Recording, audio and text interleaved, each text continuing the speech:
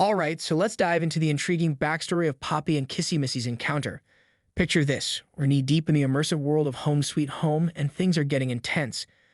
Kissy Missy, with all her power activated, is on a mission to take down the player. But hold up, here comes Poppy swooping in like a hero, putting a halt to Kissy Missy's plans. And what does she do next? She drops some truth bombs, letting Kissy Missy know we're not the enemy here. We're actually here to lend a hand.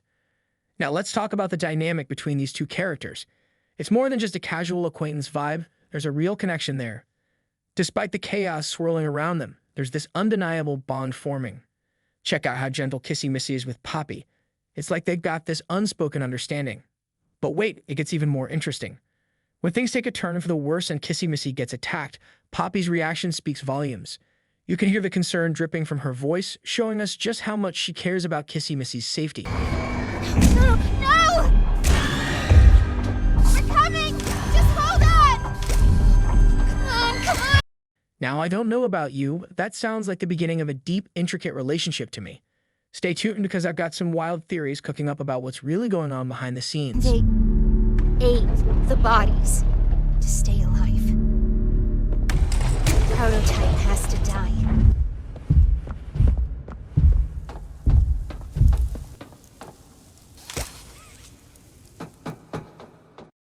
How did those two manage to meet up or even find each other in the first place?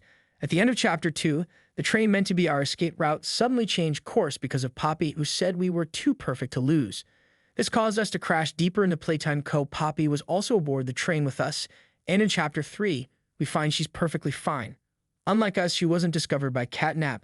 When we finally meet up with her, she hasn't suffered any damage from the crash. But if you remember this one scene from Chapter 2, we first encounter Kissy Missy while trying to go through a gate and solve a puzzle. Suddenly, a door opens and Kissy Missy emerges, heading toward the gate. She observes us, tilting her head slightly, trying to comprehend our objective.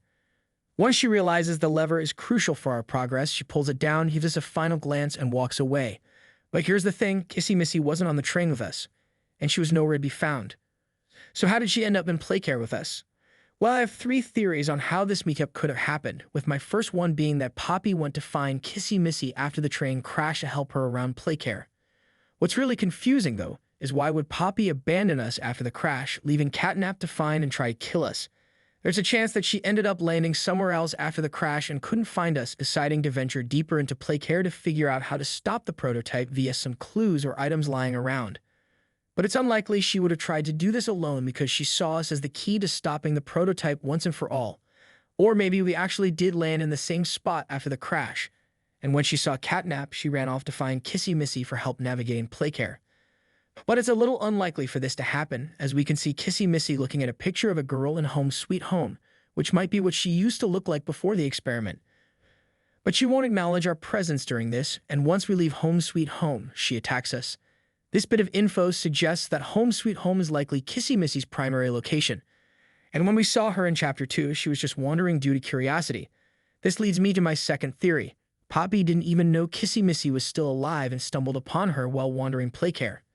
Now we know that Poppy at least knew Kissy Missy existed, as shown in the joy tape Poppy reveals at the end of Chapter 3. Kissy Missy is one of the experiments that attacked the staff, which contradicts her docile behavior with Poppy. Perhaps Kissy Missy only attacked the staff who were experimenting on her or recognized them, leaving the others alone. But it wouldn't make sense for Poppy to have already seen the tape and not acknowledge Kissy Missy's actions or existence. It's likely that Poppy thought Kissy Missy had either been killed or starved to death. But how would that be the case? Well, when Kissy Missy attacks us in Chapter 3, Poppy has to tell her that we're an ally here to help, meaning Kissy Missy had no idea of our purpose. This doesn't make much sense due to 2 things. First, she helped us complete a puzzle in Chapter 2, showing no signs of hostility, even though we were likely seen as staff in her eyes. And second, after navigating through the playhouse a bit, we come across Dog Day in a jail cell chained up to the wall. Listen to the very first thing he says when we find him. You're Poppy's angel. Come to save us. So, why does Dog Day know about us while Kissy Missy doesn't, even though we encounter Kissy Missy first and see Poppy hanging out with her in Playcare? Kissy Missy seems to understand what Poppy tells her, so maybe Poppy just didn't mention this to her. But if that's the case, why would she leave out such a crucial detail, and how would Dog Day know about us before Kissy Missy? It's really puzzling how everything unfolded with Dog Day and Kissy Missy. Maybe Catnap informed Dog Day about us after leaving him in the jail cell, but I honestly have no idea right now. But what if, after the train crash, Kissy Missy was nearby and overheard everything, and when she saw us and Poppy collapse, she decided to take Poppy to safety, which started their alliance. Perhaps when Kissy Missy saw us and Poppy on the floor, she thought we caused the crash and died because of it, so she took Poppy elsewhere and then wandered through Playcare together. Since we never hear Kissy Missy speak, she wouldn't be able to ask Poppy about us. That might explain why the conversation never came up. But even when we meet up with Poppy again, she doesn't seem surprised that we're still alive, almost as if she knew we would survive Catnap's attempt to kill I'm us. glad that Ollie could help you get this far. He's the reason we found you at all. It's unclear if she saw Catnap leading us to the trash compactor, especially considering Poppy's remark about Ollie being the one who helped locate us initially. So could she find Kissy Missy after landing elsewhere post-crash, and then somehow connect with Ollie, either in person or over the phone before locating us?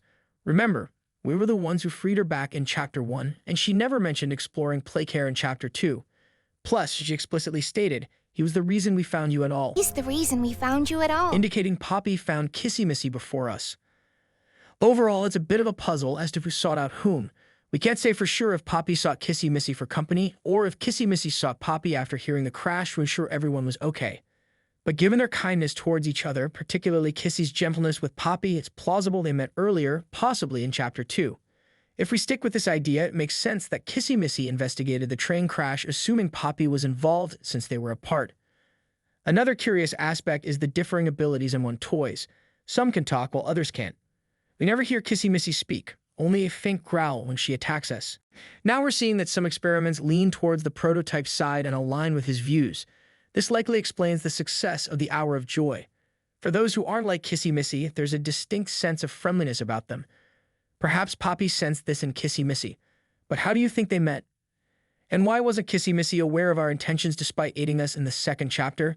Share your thoughts in the comments below. Thanks for watching, and don't forget to subscribe.